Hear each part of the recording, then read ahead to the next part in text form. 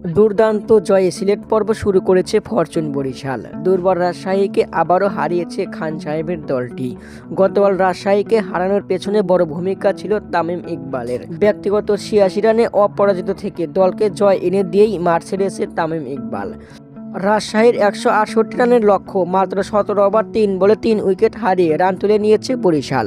৩ ম্যাচে ২ জয়ে পয়েন্ট টেবিলে ৩-এ পা রেখেছে খান সাহেবের নেতৃত্ব দলটি। আজ ৭ই জানুয়ারি মঙ্গলবার সন্ধ্যা ৬টা ৩০ সিলেট স্ট্রাইকার্সের মুখোমুখি হবে ফরচুন বরিশাল।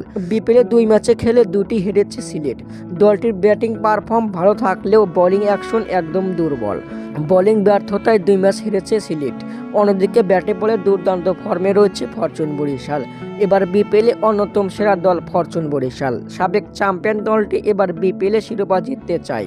এদিকে সংবাদ মাধ্যমে তামিম ইকবাল বললেন, আমরা সিলেটকে নিয়ে চিন্তিত না, এ ম্যাচেও রান হবে। সিলেটের উইকেট মূলত ব্যাটিংদের কার্যকরী বেশি, তবে দিন শেষে আমরাই জিতব।